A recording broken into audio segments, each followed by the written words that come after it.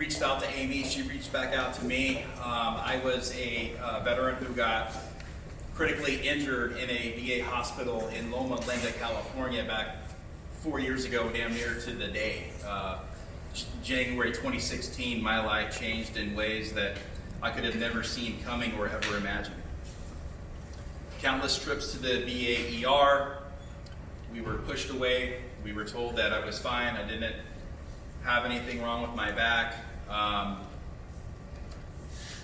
2 visits, they did the same thing over again. They just gave me a lot of drugs, a lot of shots, a lot of methocarbamol and Kenalog and Dilaudid, bags of pills, and sent me home.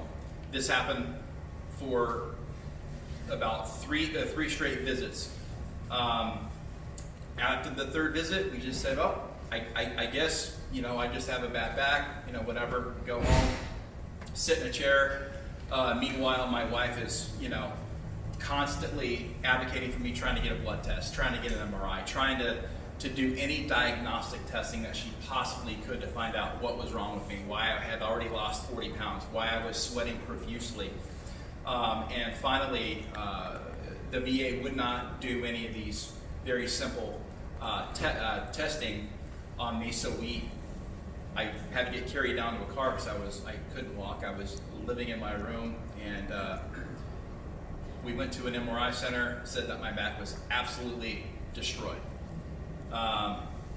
We took that information to the VA. The VA came back and said, oh wow, you need surgery. What happened?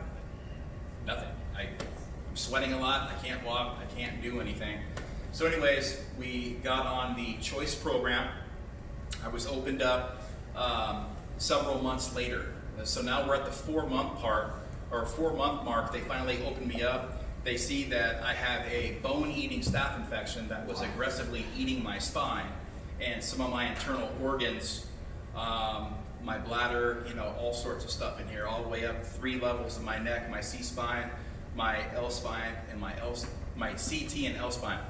So during this crazy time in my life, I was, on my deathbed pretty much. And then after the surgery, it was a lot of crazy recovery. Long story short, I stayed in my room for several years. Didn't come out. I was a small business owner. I was successful. I was a coach. I was the leader of my family. And everything that I had ever worked so hard for in my life was beginning to just disappear and crumble before my eyes. And it's still very hard to this day to relive it and to talk about it because it did a lot of damage to me mentally, emotionally, as well as physically. We filed a tort claim with the VA for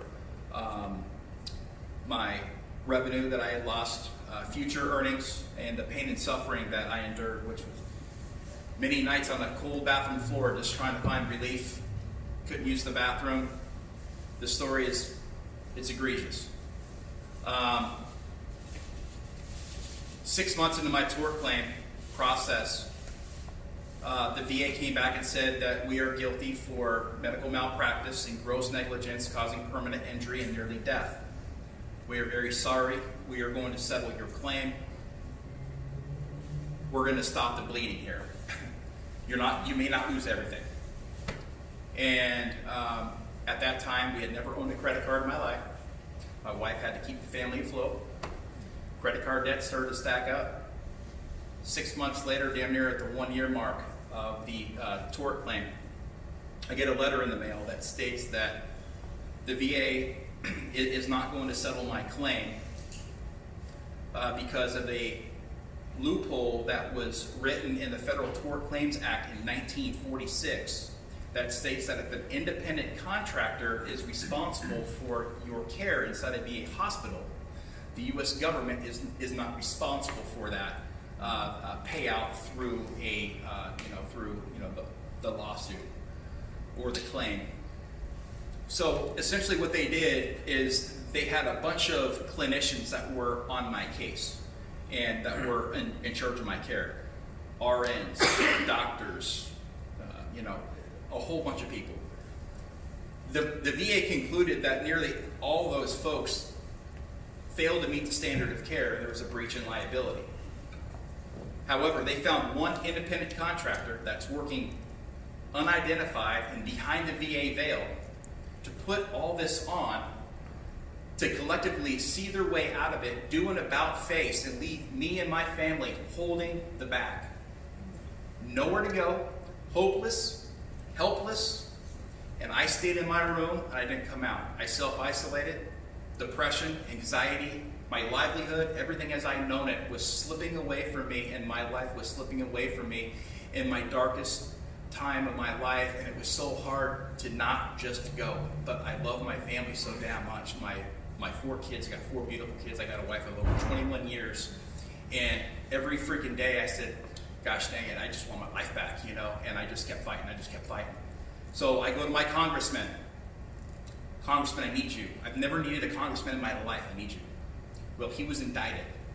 So I, for the last 3 years, when I needed a champion, I didn't have a champion. I need you to help me, Congressman. Well, I can't. I've been stripped of my duties. No one respects me anymore in the House. I screwed up. I was indicted, and guess what? I'm not even working anymore.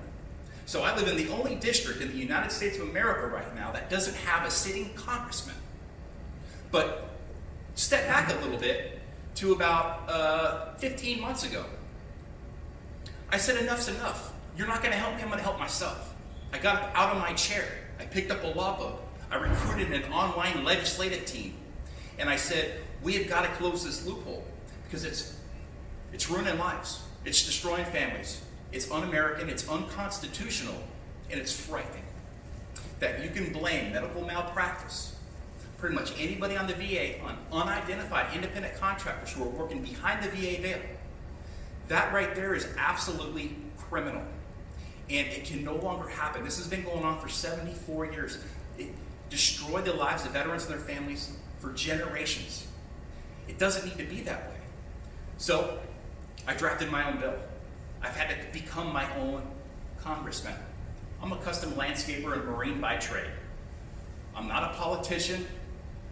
I'm not an advocate. I'm just a regular guy from Temecula, California that's trying to make a difference. So when veterans go to VA hospitals, they have rights and they have protections in place. So if something does happen, they won't lose everything. They will have a foot to stand on, a leg to stand on. We're not looking for handouts, we're looking for a hand up. Let me help you. We screwed up here. We can't just continue to just, deny all culpability because of this. Oh yeah, and by the way, that's what our strategy is, okay? That's not right. So I drafted my own bill, online legislative team, school teacher in Texas. I had people represent me from all over the country. My school teacher in Texas, Jim Massey, small town in Magnolia, that was his class project in 2018. They took my ideas. This is what happened to me. This is my story. Here you go, Jim. Well, guess what? He put it into draft legal form, and the tally bill was born. I got that. Within a month, I was in DC. October 2018, I filled my pockets up with pain pills and anxiety drugs, and I went door to door, just like this.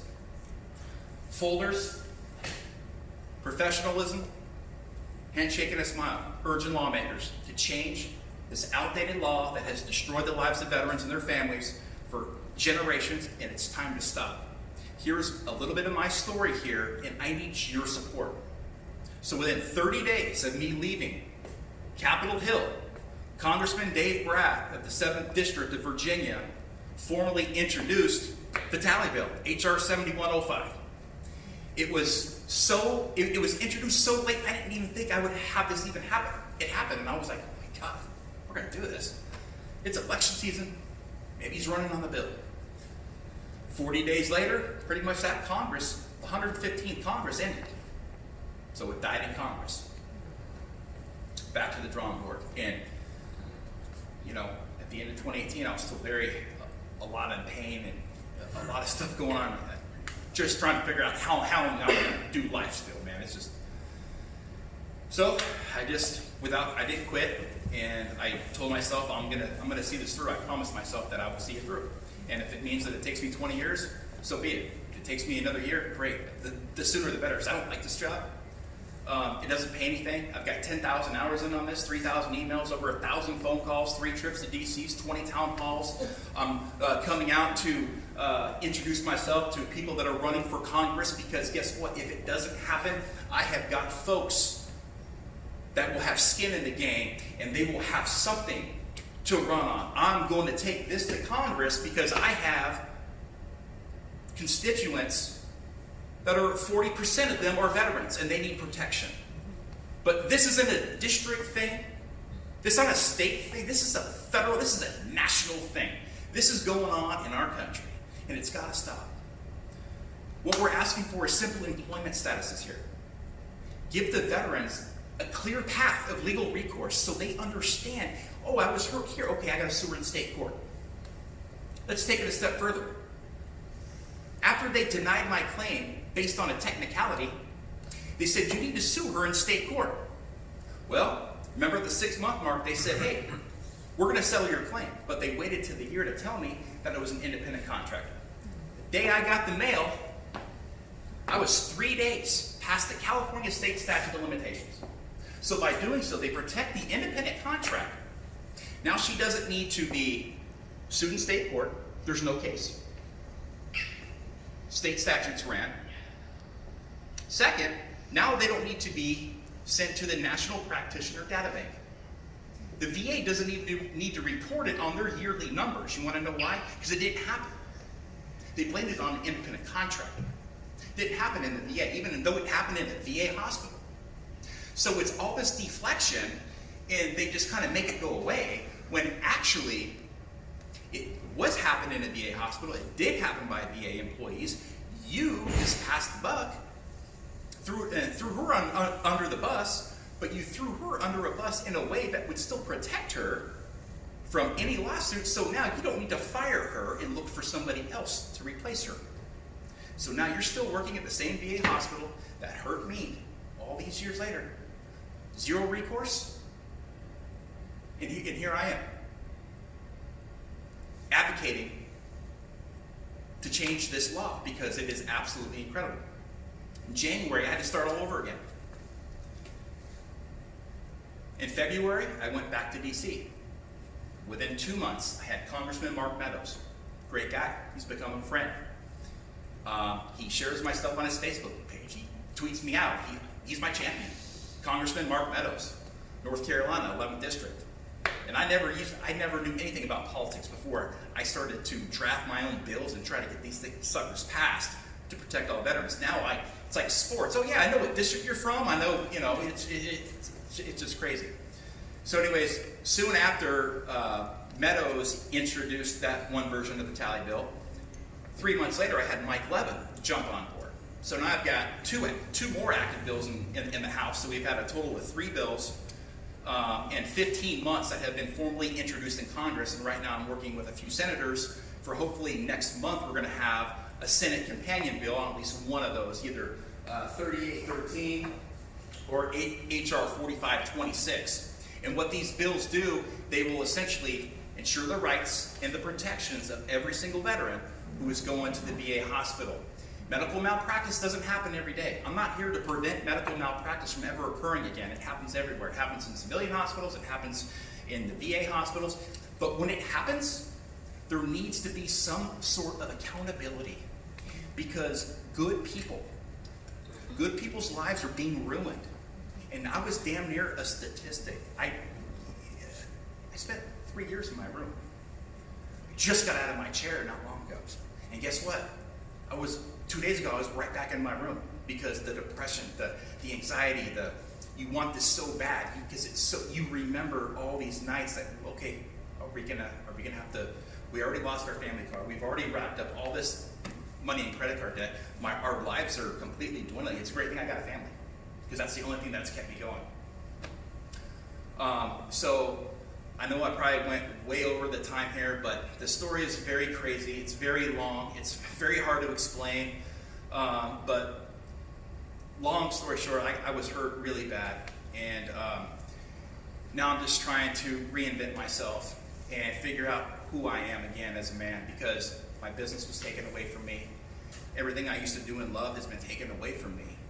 And I've had to like I said, reinvent myself and saying, once I get this done, I'm gonna go do something. I'm gonna go fish or something, because I haven't done that in probably 10 years. But I got hurt so bad, and there's so many things now I can't do, and there's a lot of stuff that's inside my body that's wronged. So I've got to change diets. I've got to do this. I got to take all these pills. I got to do this, and, so just activities of daily living and get through life and just trying to be strong and to be, it's tough, but I've began to show some pretty good signs of resiliency and, strength through determination, and I suffer from very chronic pain, and, turning my pain into purpose and to redefine who I am. And it's been a learning process. I don't know how many people had to draft their own bills and become their own congressman because they don't have one.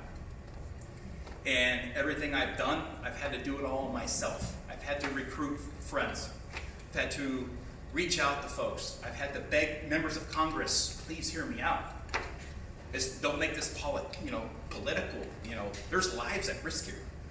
And there's good people that are hurting. And when you strip somebody of their livelihood, it hurts. But when you strip them of their livelihood after you've already been put on your knees due to no fault of your own, the white flag goes up. I give up. I was 99% done. I had 1% left to give 15 months ago. And every single day for the last 15 months, I've gotten 1% better. And that is my goal, to get 1% better. I will see these bills through. We will close this 74-year VA legal loophole. Mark my word. They underestimated me. I told them on day one that I was going to see this through. I'm an entrepreneur by trade. But I didn't forget how to do that.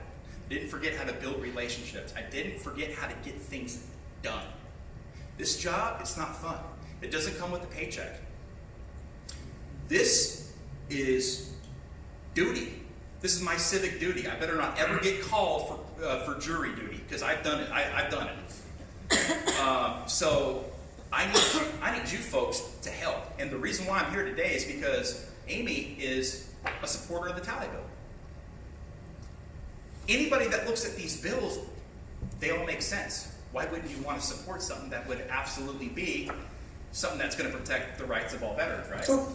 And we're not asking for money. We're asking for employment statuses, because it's going to save so many lives. We're not going to be able to run the clock on you and completely just throw you under the bus and say, there you go, you're to the wolves. So I'm very proud of this young lady here. I prepared a little speech here that I was going to introduce her for the folks that are at home. So Amy is a conservative candidate that's running for U.S. Congress, and is going to be representing the 47th District in California. And she's been living the American dream here since she arrived to the United States back in 1987 at the age of 6 years old as a Vietnamese refugee. One hell of a story here. After witnessing the slaughter of many family members at the hands of the invading communist regime, she and her immediate family narrowly escaped with their own lives by stowing away in the belly of a fishing boat adrift at sea, and was rescued by an oil tanker. They spent 2 years in refugee camps in Thailand and in the Philippines before being granted asylum. Amy immediately embraced America and its wonderful freedoms with all her heart, and is now a proud American citizen. These early life experiences and growing up as an immigrant helped foster Amy's passionate gratitude and love for America, as well as provided a keen awareness of the evils of socialism and communism. This nurtured her heartfelt concern for our veterans and the homeless. Amy is a constitutional conservative who supports individual rights and family values. She is ready to tackle the problems of homelessness, immigration, veterans reform, and education. She supports the First and Second Amendment. Amy also believes in the America First philosophy. She's earned an associate's degree in business at Cal State University Long Beach, and she's married. She's got 3 little boys, and she has served as the Commissioner of Personnel Board for Westminster and the Commissioner of OC Parks, and is a delegate for the California GOP. Amy? Thank you.